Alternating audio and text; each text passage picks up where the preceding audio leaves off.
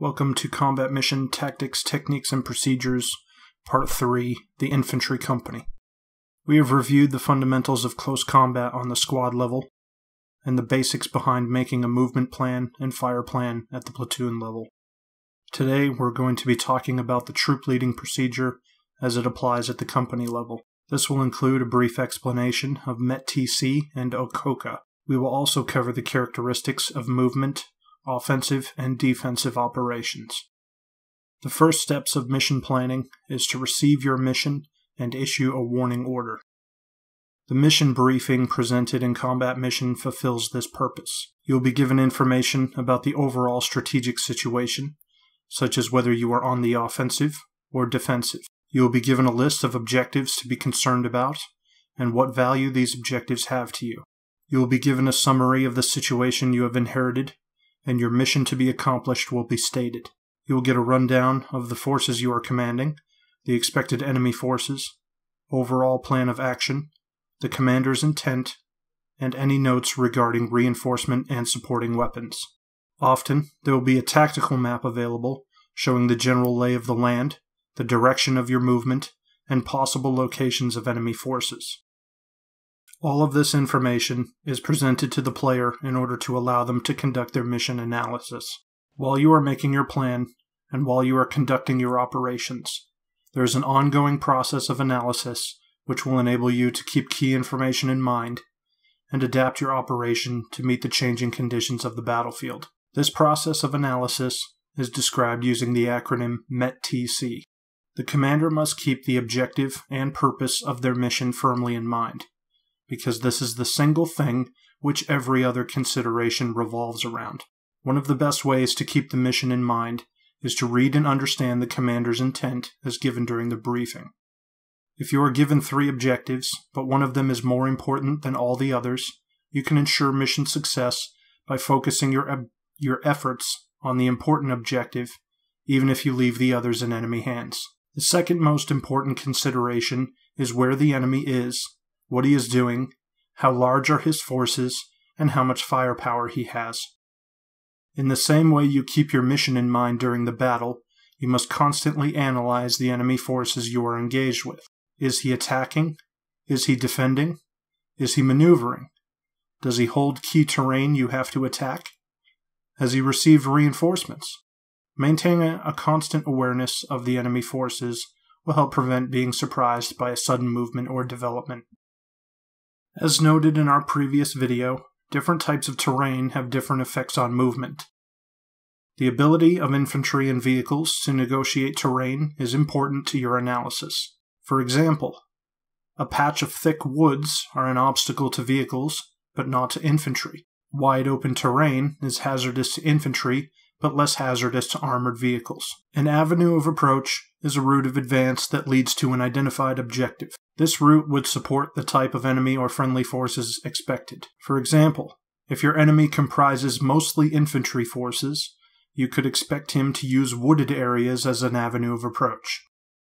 If your enemy possesses significant armored forces, he will likely stick to open ground. If the ground is muddy, then enemy armor would likely use roads to advance on their objective. Part of your terrain analysis must be to identify likely enemy avenues of approach and plan your own force deployments to cover them. Conversely, you must identify avenues of approach your own forces will use and make a plan to clear and exploit them.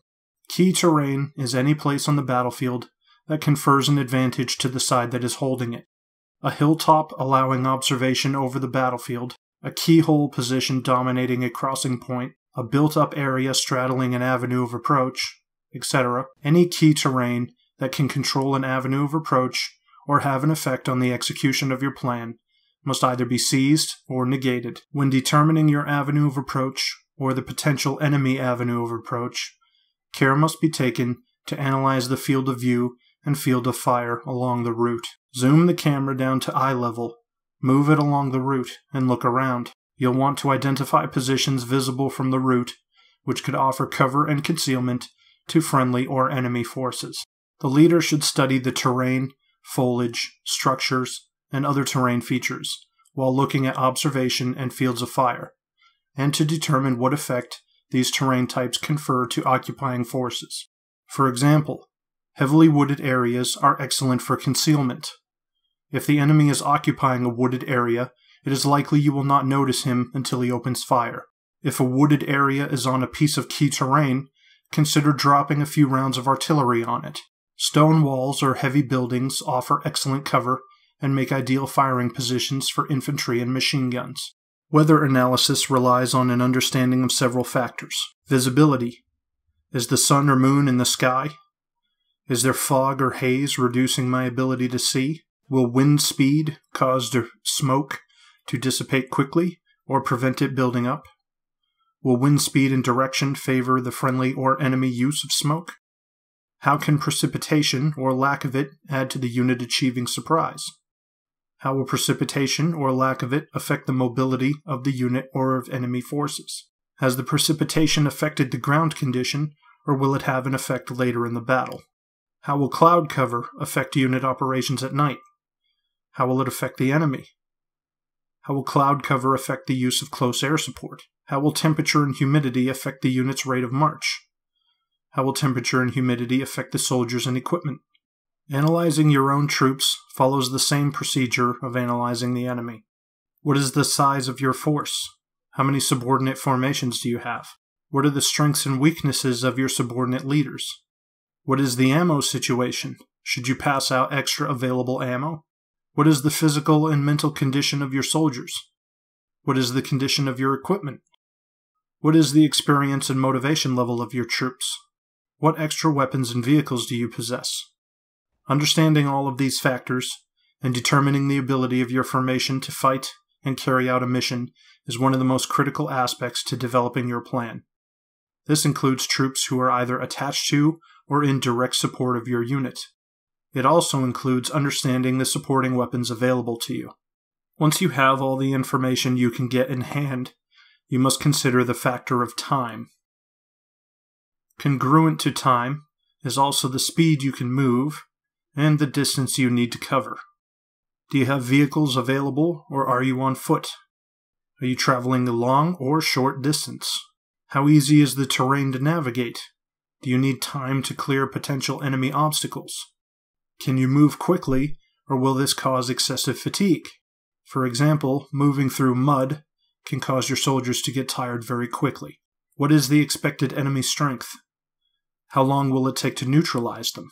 One of my own personal techniques for time management is to figure out approximately how long it takes to walk from the deployment zone to the objective using a simple move order.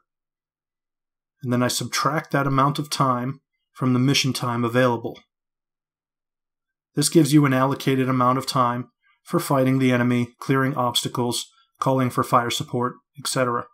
While civil considerations do not factor into Battle for Normandy, they are generally represented by preserve objectives in other titles. Some common planning pitfalls for leaders to avoid. No one can predict the future. The tactical and strategic situation can change at any time. Locking yourself into a mode of thought that makes assumptions about the future will leave you unprepared to change your planning and execution to meet a sudden threat. You will never have 100% of all the information you want to have before launching an operation. You must use the information available to make the best decisions you can. Unknown variables should be noted and accounted for, but you must be willing to operate despite not knowing everything. Trying to dictate the exact path and action of every single team at the outset of your operation will occupy too much time and result in a plan that is utterly inflexible. On the company level, plan your platoon actions. On the platoon level, plan for your squad's actions. There's no need for the battalion commander to worry about the actions of a single squad. Just because you formulate a plan doesn't mean things will unfold in the way you plan them. Your fire plan is not guaranteed to hit the targets you aim for. The enemy is not guaranteed to occupy the position you think he does. And the enemy's plan does not have to take into account your own plan.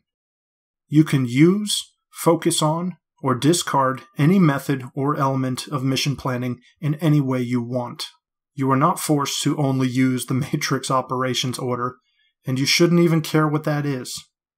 Do as much planning as you need to, and as much planning as the situation requires. Trying to rigidly enforce planning procedures on yourself will only lead to yet more inflexibility in your plan. The purpose of tactical movement is to position units on the battlefield and prepare them for contact. We have previously discussed different formations and movement techniques in Part 2, so go back and watch that before continuing. Company movement is divided into two categories: traveling and tactical movement. When the company is traveling outside of expected enemy contact, using the formations and terrain analysis discussed in Part 2 is an easy way to plan your movement. If contact is expected or imminent, using platoons in traveling or bounding overwatch is recommended. As the platoon leader uses his squads as a tactical element in maneuver, the company commander uses his platoons in the same role. For example, first platoon leads the column, second platoon follows, then the company HQ and weapons platoon, finally third platoon brings up the rear. Each platoon provides its own reconnaissance, but as part of the company formation, they are responsible for their own sectors. First platoon recons forward, second platoon covers the right and left sides, and third platoon covers the rear. Just like any other adopted formations, everything can be modified by the commander to suit the particular situation. Formations are not rigidly applied to a situation, but are intended to allow the player to visualize their force as a coherent group, and not just a collection of individual units. The characteristics of the offense are surprise, tempo, concentration, and audacity. You achieve surprise by attacking the enemy at a time and place they do not expect. In combat mission, careful reconnaissance and terrain analysis can sometimes find a weak spot in enemy dispositions that can be exploited. The better you are able to focus your force on an enemy weak point makes you able to achieve greater success with fewer forces expended. Tempo is the rate of military action relative to the enemy. This is not synonymous with speed, which is a common mistake among the inexperienced player. Tempo is the ability to analyze, interpret, decide, and execute battlefield actions more frequently than your opponent.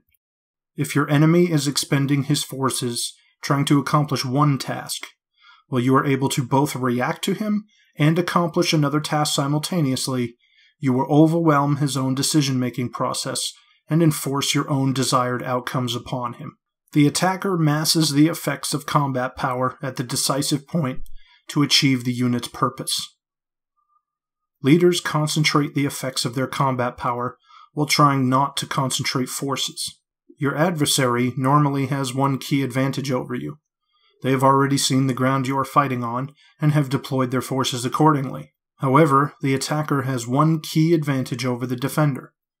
They can choose the time and place to focus their firepower against the defense. One thing the player must keep in mind is seeking to overwhelm the critical point with firepower without significantly concentrating your men in a position the enemy can easily fire upon.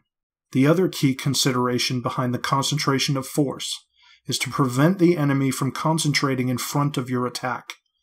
Thus, it is necessary to divert some combat power to distract your opponent from your main point of focus. Audacity is a simple plan of action boldly executed.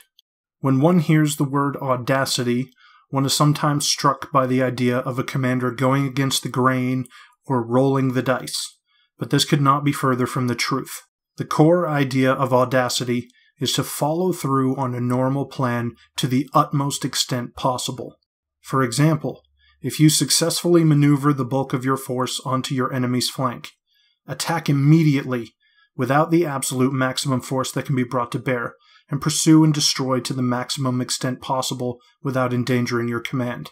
Audacity is not about being reckless, but about being aggressive within reason. You must seek to embed within your mind the idea that your purpose on the attack is not to fight the enemy, but to force your way through the enemy and to accomplish your objective. If your only objective is to destroy the enemy force, You must seek to focus firepower upon pieces of your enemy and destroy each individual piece as quickly as possible. While this isn't a specific characteristic of the offensive, flexibility is important to mention. There is a saying among pilots, no matter what happens, fly the airplane. Regardless of the situation you find yourself in, and regardless of your objective, you must always keep in mind the idea that you are fighting the enemy, not the plan. If the situation changes, a new weak point presents itself to you, or the balance of the fight changes abruptly, you must be willing to abandon the plan and fight by ear if necessary. By adhering to the characteristics of the offense, surprise, tempo, concentration, and audacity, you can seek to impose your will upon the battlefield and shape events towards your desired outcome. Defensive operations defeat an enemy attack, buy time, economize forces, or develop conditions favorable for offensive operations. The characteristics of the defense are also planning fundamentals for the infantry company. These characteristics include preparation, security, disruption, massing effects, and flexibility.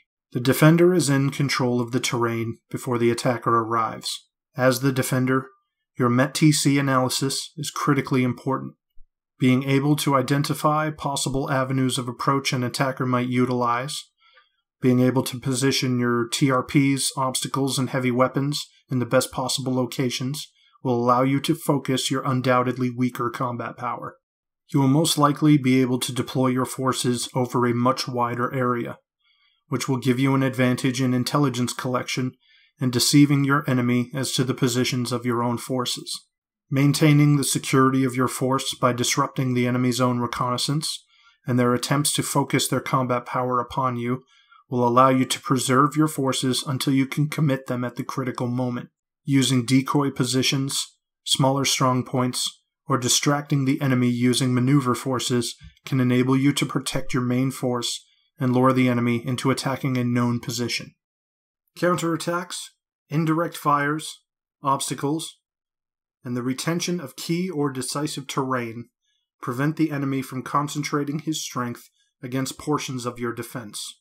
The successful defender concentrates combat power at the decisive time and place. A sudden concentration of force at a critical point can give you a temporary local superiority in firepower and enable you to rapidly destroy a portion of the enemy force. If you are able to successively destroy fragments of the enemy force, your own smaller forces can defeat a larger attacking force by slowly redressing the balance of power until the enemy can no longer successfully engage you.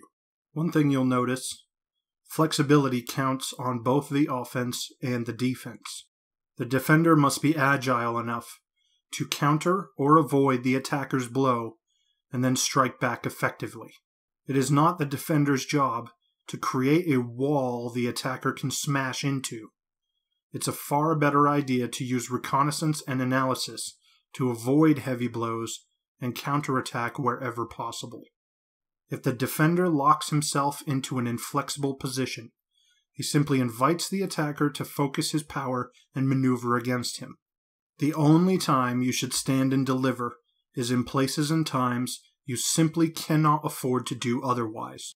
As you become responsible for larger and larger formations, the importance of careful analysis, reconnaissance, planning, and flexibility becomes ever more important.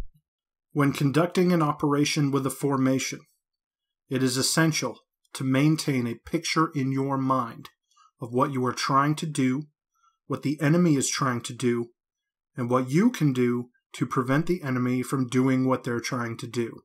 This presentation is intended to accompany the Combat Mission Normandy Tactics videos by Jeffrey Paulding.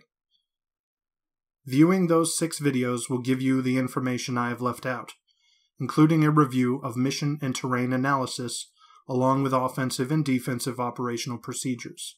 The purpose of this video is to arm you with the information you need, but to leave actual planning and execution up to the player.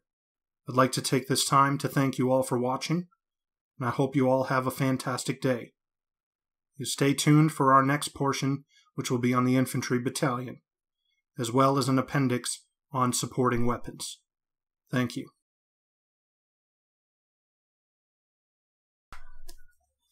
This is what happens when you rush. You fuck shit up. Oh my god. Anyway, let's get this rocking.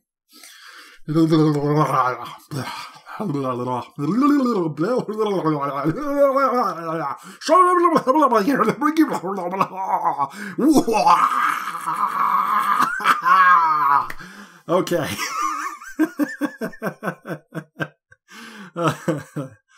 All right. Counterattacks, indirect fires, obstacles, and retention of key or decisive terrain prevent the enemy from concentrating his...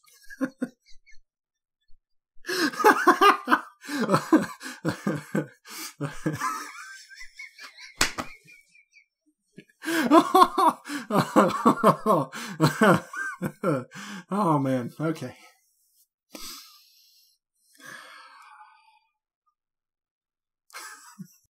When conducting an operation with a formation, it is essential to maintain a picture in your mind of what you are trying to do, what the enemy is trying to do, and what you can do to prevent the enemy from doing what they're trying to do. Okay, let's try that again without laughing.